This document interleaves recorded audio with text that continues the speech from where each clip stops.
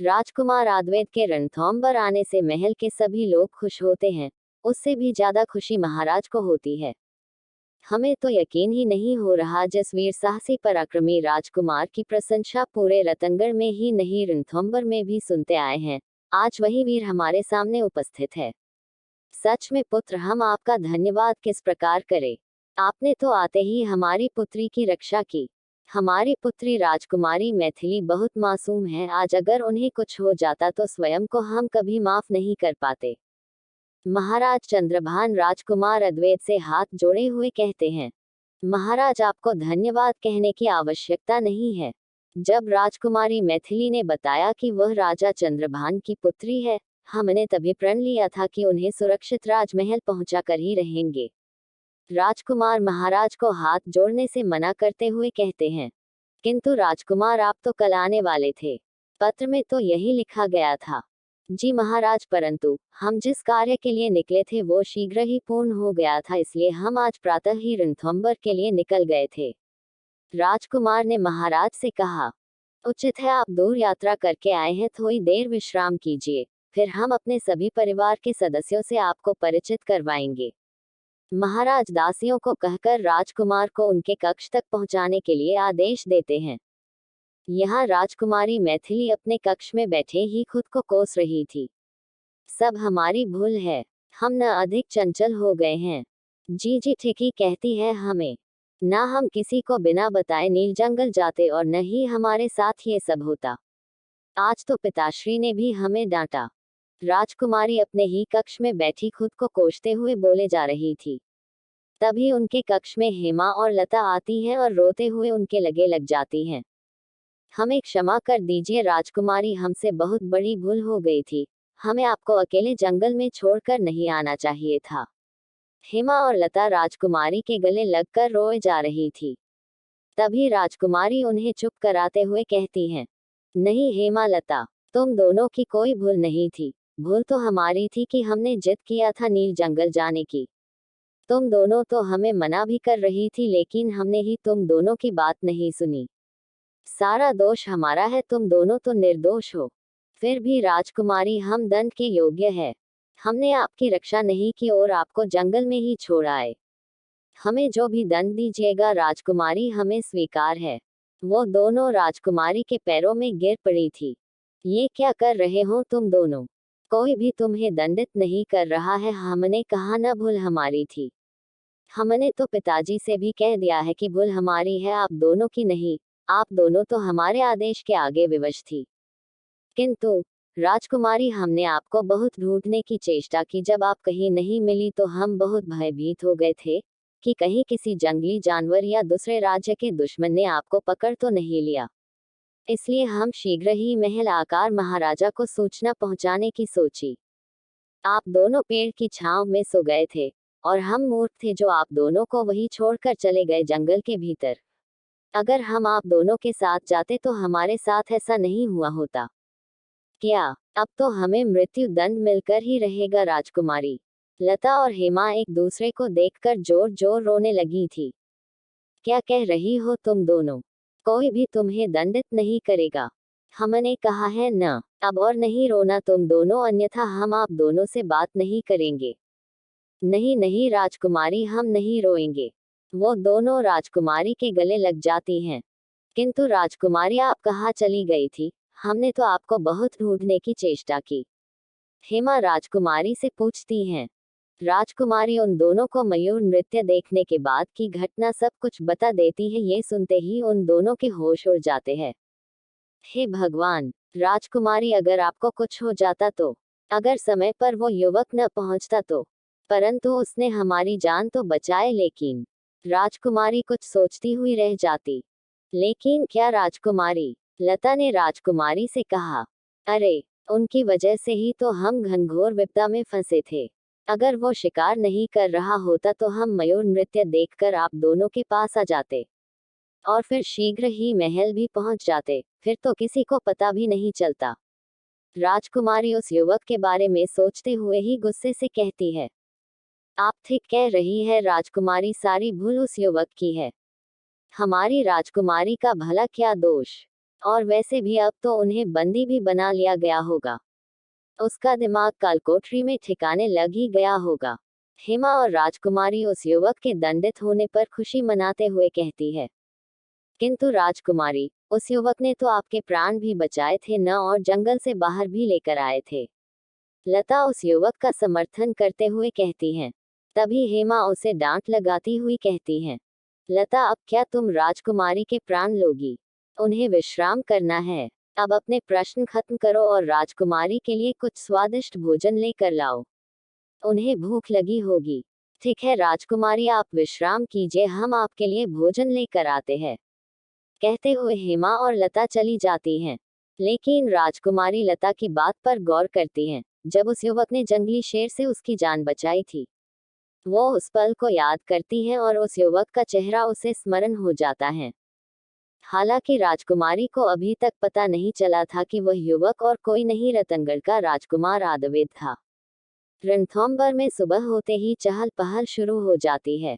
राजकुमारी दामिनी आज महल के बाहर अभ्यास कर रही थी। वो अपने अभ्यास में इतनी मग्न थी कि किसी का आना उन्हें पता ही नहीं चला। जब दामिनी नजर उस शख्स पर गई तो वो शख्स तलवार लिए खड़ा था और उन दोनों की तलवारबाजी शुरू हो गई। राजकुमारी के हर वार पर वो मात दे रहा था। राजकुमारी सोच में पड़ गई थी, ऐसी तलवार चलना तो उसके अलावा रणथंभौर में किसी को नहीं आता। फिर ये है कौन? राजकुमारी दामिनी ने अब तलवार की गति तेज कर दी। राजकुमारी अब उस वीर पर हावी होती जा रही थी कि तभी उस वीर ने उसके हाथ से एक झटके में तलवार गिरा दी और वो उनके और तलवार बढ़ाते हुए कहा, आपके हर वार पर हम मात देते रहे, किंतु आपने अभ्यास को युद्ध भूमि समझ लिया था, इसलिए हमें आपके हाथ से तलवार गिराना पड़ा। कौन हो तुम, जिसने मुझसे उलझने की चेष्टा की? आज तक रणथंभौर में ऐसा कोई भी नहीं जिसने मेरे हाथ से अस्त्र गिरा सके। तुम कोई मामूली योद्धा नहीं लगते हो, बताओ कौन हो तुम? राजकुमारी एक खंजर निकाले उसकी गर्दन पर रख देती हैं। राजकुमारी दामिनी को उस वीर पर खंजर रखा देख महाराज कहते हैं, ये आप क्या कर रही है राजकुमारी दामिनी, आपको पता भी है ये कौन है? ये रतनगढ़ के राजा अधिराज सूर्यवंशी के पुत्र राजकुमार आदवेद सूर्यवंशी है। इतना सुनते ही राजकुमारी दामिनी वो खंजर हटा लेती है और हैरानगी से राजकुमार को देखती है, जो इस समय राजकुमार के चेहरे पर मुस्कान रहती है। हमें क्षमा करे पिताश्री, हमें पता नहीं था कि ये रतनगढ़ के राजकुमार आदवेद हैं। दामिनी महाराज से क्षमा मांगते हुए कहती हैं, क्षमा हमसे नहीं, क्षमा राजकुमार से मांगिए, महाराज दामिनी से कहते हैं। राजकुमारी दामिनी राजकुमार की ओर देखकर उनसे क्षमा मांगने जाती हैं, तभी राजकुमार आदवेद उन्हें रोक लेते हैं। आपको क्षमा मांगने की आवश्यकता नहीं है राजकुमारी दामिनी, महाराज हमने ही इन्हें अपना परिचय नहीं दिया था, इसलिए राजकुमारी ने हम पर संदेह दिखाते हुए वार के लिए आगे बढ़ी। किंतु आपको यहाँ आने की क्या आवश्यकता थी? आप कक्ष में विश्राम कीजिए, कल ही तो पधारे हैं, अभी तो आप महल में किसी से परिचित भी नहीं हुआ है।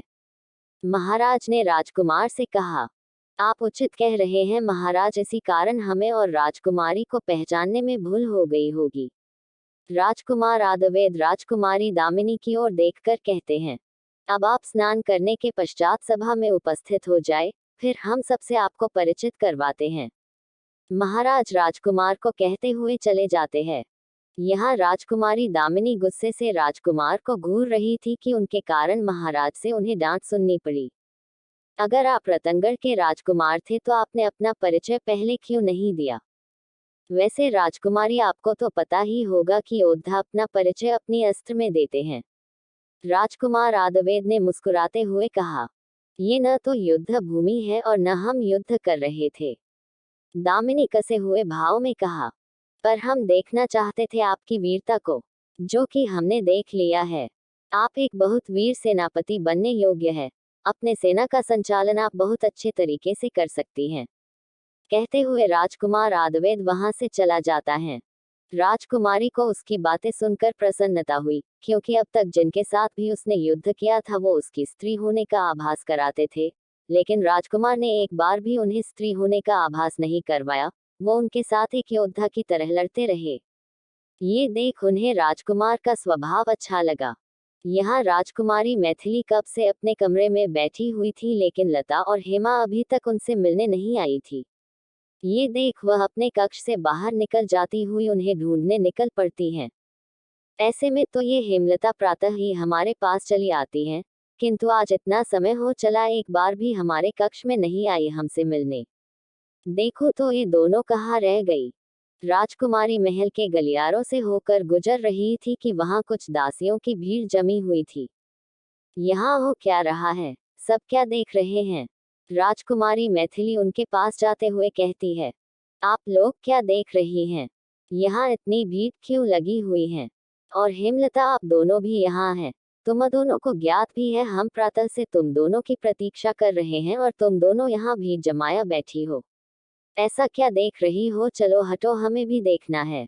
राजकुमारी मैथिली उन सभी दासियों को डांट लगाती हुई कहती है कि सभी दासियां एक किनारे हो जाती है और राजकुमारी गलियारे से देखती है जहां राजकुमार आद्वैत स्नान करके सादी सी धोती पहने हुए सूर्य को अर्घ्य दे रहे थे। उनका बलिष्ठ गोरा शरीर जिस पर सूर्य की किरणें से चमक रही थी। सूर्य को अर्घ्य देते समय उसके चेहरे पर शांति और सौम्य मुस्कान रहती है। नीली आंखें घने बाल होंठों पर मंत्र जप करते हुए सूर्य को अर्घ्य दे रहे थे। यही दृश्य बाकी की दासियां देख रही थी और खुद में ही शर्माते हुए हंस पड़ती हैं। और राजकुमारी मैथिली राजकुमार आद्वैत को देखकर उसकी आंखें फटी रह जाती हैं। ये तो वही है जिनसे हमें घोड़े से गिराया था। ये तो कारावास में थे, फिर इसे मुक्त किसने किया? हम अभी पिताश्री से कहते हैं और इन्हें फिर से कारावास में डालने का आदेश देते हैं। राजकुमारी गुस्से से भिनभिनाते हुए जा ही रही थी कि हेमा और लता उन्हें रोक लेती हैं। अरे अरे राजकुमारी, ये क्या कर रही है आप? आपको पता भी है ये कौन है? हेमा राजकुमारी मैथिली को रोकते हुए कहती हैं। हमें बहुत अच्छे से पता है। ये दुष्ट व्यक्ति पहले निर्जीव जानवरों का शिकार करते हैं और फिर भोली भाली कन्याओं को घोड़ी में बैठाकर उन्हें अपने साथ लेकर जाते हैं। राजकुमारी, आप ये क्या कह रही है? आपको कोई गलतफहमी हुई होगी। ये कोई ऐसे वैसे राजकुमार नहीं है। चुप रहो तुम लता, तुम्हें कुछ नहीं पता। ये कोई राजकुमार नहीं है, ये एक बहरूपिया है। राजकुमारी मैथिली, शांत हो जाए। आप जिन्हें बहरूपिया कह रही हैं वो रतनगढ़ के राजा अधिराज सूर्यवंशी के पुत्र राजकुमार आद्वैत सूर्यवंशी है। क्या? इतना सुनते ही राजकुमारी मैथिली का मुंह और आंखें खुली रह गई। कहानी अच्छी लगी तो चैनल को सब्सक्राइब जरूर करें।